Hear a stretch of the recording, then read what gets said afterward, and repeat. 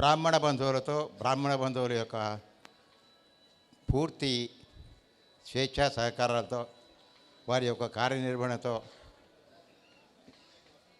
ఇది ఏర్పాటు చేయడం ఇది మన ఉభయ రాష్ట్రాల్లోనే ప్రథమం అనుకుంటాను.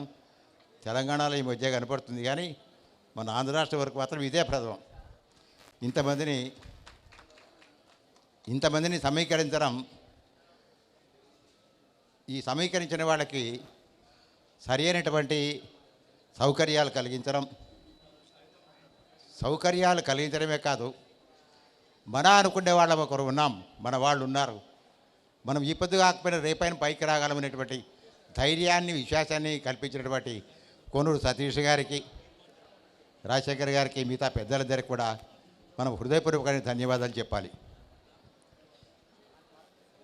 బ్రాహ్మణానాం అనేకత్వం అంటారు, కానీ ఈ విషయంలో కులాల గురించి నేను చెప్పకూడదు, అందరం ఒకటే. ఇక్కడ విశేషం ఏమంటే చాలామంది బ్రాహ్మణులు పక్కన పెడుతుంటారు, కానీ మనం అందరం ఒకటే మాకు కావాలంటాం.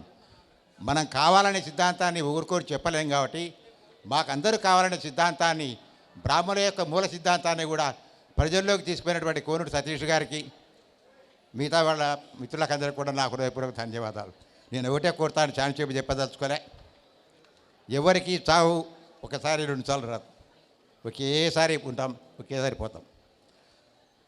మనం ఎవరికి అన్యాయం చేయడంలే, మనం అన్యాయం చేస్తే సహించకుండా ఉండేటువంటి ధైర్యం కావాలి. కేసు పెడితే పోతాం, వారం రోజులు ఉంటాం, పోతాం. అయితే చాలామందికి అలవాటు. మేము రాయలసీమ నుండి మా తండ్రి గారు ఎమ్మెల్యే కంట్రీ సర్పంచ్గా, కోఆపరేటివ్ బ్యాంక్ చైర్మన్గా ఉండి ఈ లెవెల్లో కూడా మాకు సాధారణం అయిపోయింది. కానీ ఒకటి ఏం కాదండి, ముందు మనం ప్రశ్నించగలగాలి. బ్రాహ్మణం ప్రశ్నించే శక్తిని మనం తెచ్చుకుంటే అవకాశాలు మనకు వస్తాయి.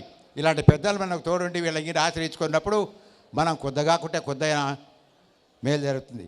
కానీ ఈ గుంటూరులో కానీ, విజయవాడ కానీ, మదనపల్లి, అనంతపురం, కొన్ని ప్రాంతాల్లో మిగతా వాడితో పాటు బ్రాహ్మణ సంఖ్య కూడా ఓటర్లు అధికంగా ఉన్నారు. ఎక్కడ ఉన్నా ఎందుకో మన వాళ్ళు వెనుకబడుతున్నారు. దానికి కారణం ప్రశ్నించే తత్వం, మేమున్నామని గుర్తింపు తెచ్చుకునేటువంటి తత్వం.